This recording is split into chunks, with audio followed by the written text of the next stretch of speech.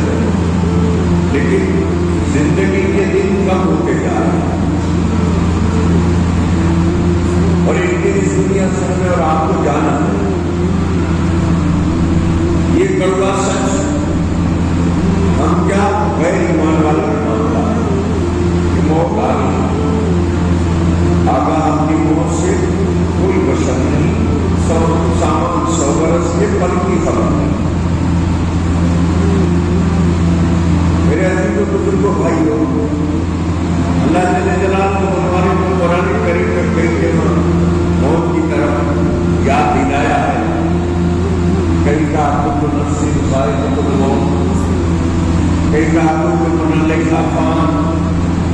اس طرح جمع اگر آپ کو یاد دہانی کرائی ہے یہ دنیا رہنے کا حق نہیں ہے، یہاں ہماری زندگی عارضی ہے، وقتی ہے، اصل ٹھکانہ آخرت ہے، اور اس آخرت کے ٹھکانے کے لیے ہمیں اور آپ کو دنیا میں تھوڑی سی مہلت دے کے بھیجا گیا ہے کہ جاؤ اور کچھ کر لو،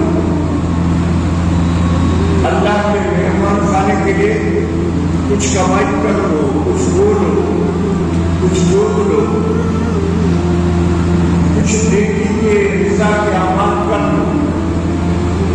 اب ہم اپنی زندگی کو غور کریں کہ اس دنیا میں ہماری کتنی عمر گزر گئی یہ تو معلوم ہے بالکل، کتنی بچی ہے کچھ پتہ نہیں، اس گزری ہوئی زندگی میں ہم نے اس آخرت والی زندگی کے لیے کیا کیا، کتنی تیاری،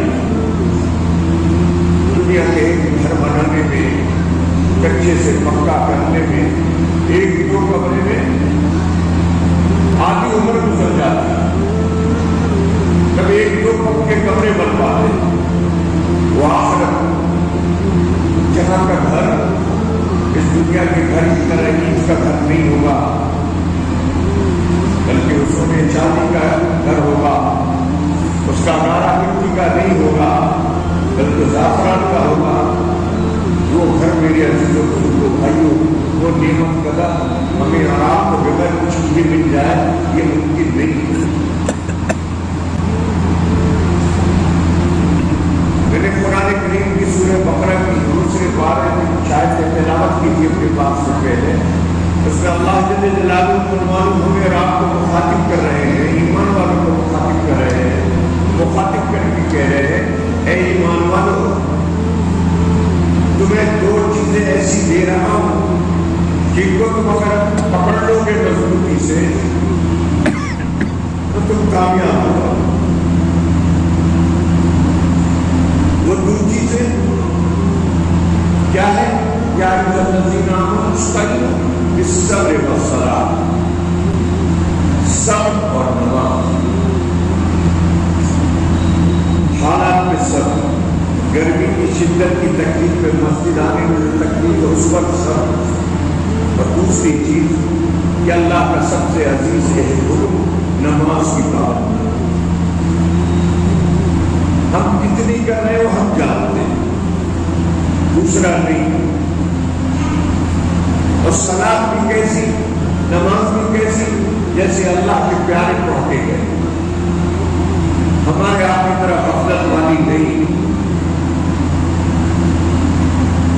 پہلے نے تمام کتابیں لکھی ہیں نماز کے فضائل میں، نماز کے دل لگانے کے لیے اعمال میں، لیکن ہمیں اس پہ وقت لگانے کا کوئی موقع ہی نہیں۔ میرے عزیز و بزرگوں بھائیوں، نماز عمل ہے کہ ایمان کے بعد سب سے پہلے امت مسلمان کے اوپر فرض ہوا، اور کل دنیا سے رخصت ہوتے ہی سب سے پہلا کوئی کام آنے والا عمل ہوگا وہ نماز ہوگی۔ کوٹھی بلڈنگ، روپے پیسے، بال بچے کوئی نہیں۔ ابھی کسی محلے کے مرحوم کا انتقال، امان اللہ صاحب، اللہ ان کی مغفرت فرمائے، اللہ ان کے قبر کو دور سے کر دے، ان کے سوالات کے جواب آسانی سے دلوا دے۔ میرے عزیز و بزرگوں بھائیوں، اب اس بندے کو ہم کندھے پہ لے کے چلیں گے تب وہ چل سکے گا. کسی نے نہلایا ہوگا تب وہ نہائے ہوں گے. کسی نے کپڑا پہنایا ہوگا تو کپڑا کی جسم لایا ہوگا. بالکل محتاج، روح نکلنے ہی سب ختم تھا. اور قبر میں جب ابھی چند گھنٹے بعد کو رکھا جائے گا، ہم آپ مٹی دیں گے. منہا خلقناکم وفیہا نعیدکم ومنہا نخرجکم تارۃ اخری. مٹی سے اللہ کے علماء ہم سے کہ میں نے مٹی سے تجھے بنایا، اور اے انسان دیکھ تجھے مٹی میں آج ملا ہے، اور کل پھر قیامت کے دن تجھے مٹی سے اٹھائے. یہ کہہ کے ہم آپ حدیثوں میں آتا ہے جس کا مفہوم بھی 40 قدم دور بھی نہیں گئے ہوں گے. بعض روایتوں کے مفہوم کے مطابق مردہ اپنے عزیزوں اور دوستوں احباب کے قدم کی آواز سن رہا ہو. اس وقت کوئی ساتھی نہیں ہوگا. کون ساتھی ہوگا؟ صرف ایک دوست، صرف ایک ساتھی جسے اعمال حسنہ کہتے ہیں، اللہ کی رضا کے اعمال. اور اس میں سب سے زیادہ مددگار عمل نماز ہوگی. حدیث پاک کے مطابق مفہوم ہے، اللہ کے رسول صلی اللہ علیہ وسلم نے فرمایا کہ مردے کے جسم میں پھر اللہ تعالیٰ روح ڈلوائیں گے فرشتوں سے، اور اسے فرشتوں سے کہیں گے بٹھاؤ. اور جب اسے بٹھایا جائے گا قبر میں تو مردے کو ایسا لگے گا کہ سورج ڈوب رہا، کیا وہ کسی وقت دفن. اگر دنیا میں نماز کا عاشق ہوگا، دن میں نماز سمائی ہوگی، نماز سے محبت رہی ہوگی، تو مردہ ان کی نظیر کے بچھانے پر ان کے سوال جو ہوں گے من ربوں کا، من دینوں کا، من نبیوں کا جواب نہیں دے گا، بلکہ کہے گا ٹھہر جاؤ، میری نماز قضا ہو جائے گی، مجھے عصر کی نماز پڑھنے دیں. اللہ کے عرش ایسی ہم سب کو بھی نماز عطا فرما دے، جو قبر میں بھی ہمیں بھولے نہ، یاد رہے. اسے کچھ خبر نہیں ہے وہ دنیا سے چلا ہے. تب فرشتے کہیں گے اے اللہ کے بندے، تو اب دارالعمل سے چلا آیا ہے دارالجزا کی طرف، اب یہاں تجھے جزا، انعام اور سزا ملے گی جو کر کے آیا ہے، اب دنیا میں نہیں ہے. تب بندہ کہے گا اچھا میں دنیا سے چلا آیا. اور پھر فرشتے اس سے سوال کے بجائے، حدیثوں میں آتا ہے، اپنے میں بات کریں گے.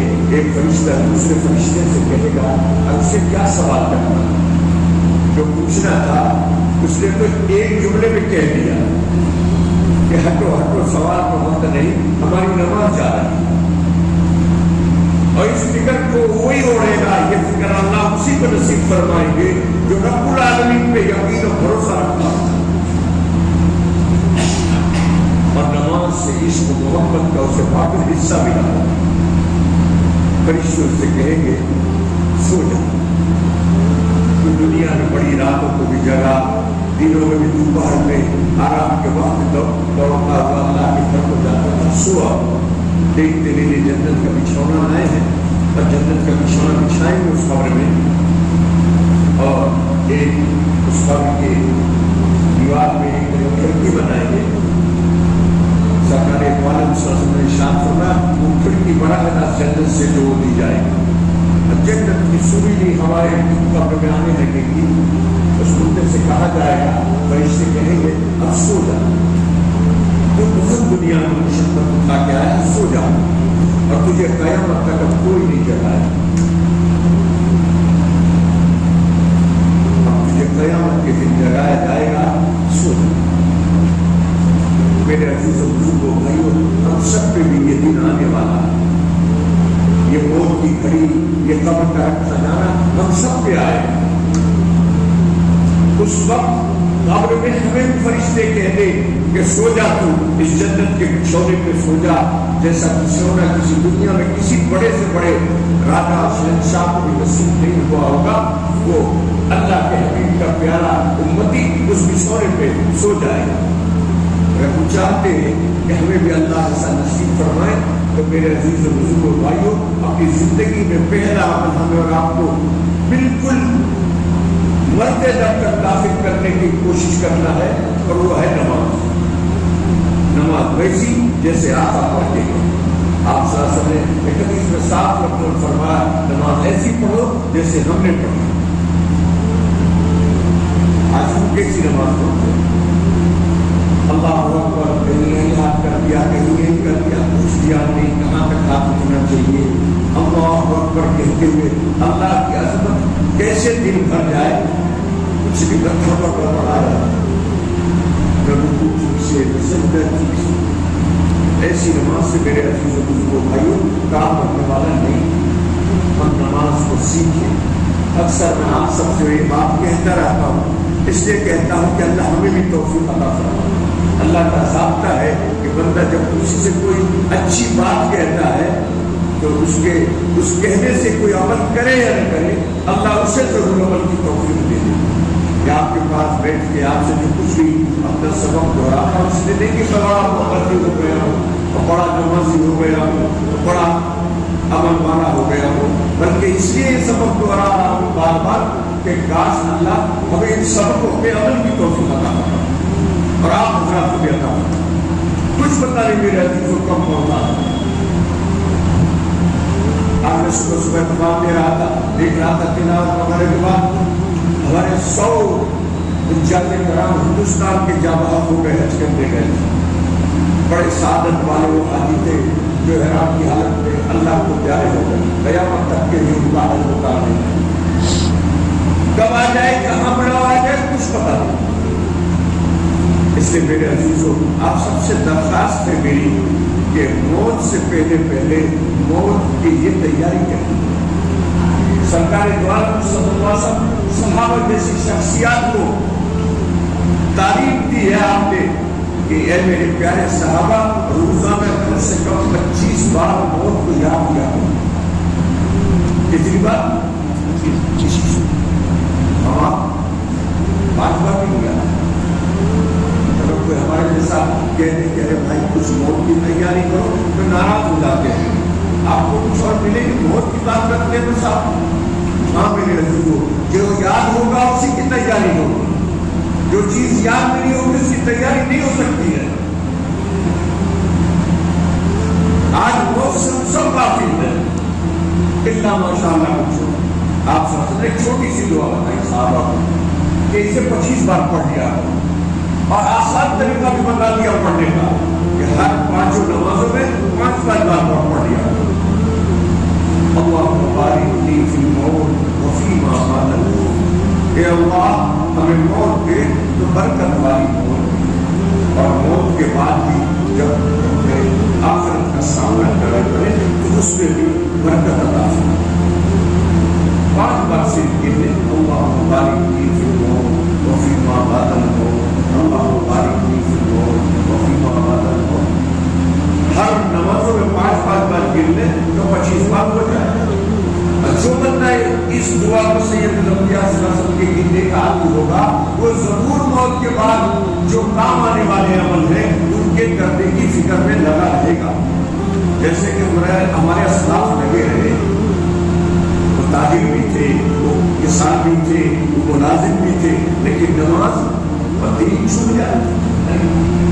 دوسری گزارش یہ کرنی تھی میرے عزیزوں کو بھائیوں کہ ہم دنیا سے نماز بند ہو جائے گی، بندن کر جائیں گے، رخصت ہو جائیں گے تو ہمارے اعمال کے سارے کام بند، اب ہم کوئی عمل نہیں کر سکتے، ایک بار سبحان اللہ نہیں پڑھ سکتے۔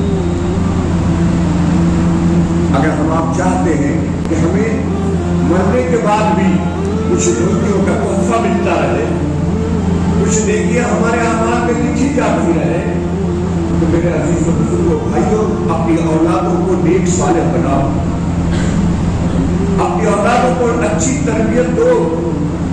آج ہم فکر میں ہیں کہ ہمارا بیٹا انجینئر بن جائے, کلکٹر بن جائے, اس کی بن جائے, لیکن اس کی فکر نہیں ہے کہ ہمارا بیٹا نیک اور صالح بن جائے, سید الانبیاء صلی اللہ علیہ وسلم کا سچا پیارا امتی بن جائے. وہ بن گیا اگر تو ہم تو قبر میں پڑے ہوں گے, اور وہ جو نیک عمل کر رہا ہوگا, قرآن کی تلاوت, نماز, درود, جو عمل کرے گا وہ سارے عمل ہمارے یہاں نامہ اعمال میں لکھے جائے گا.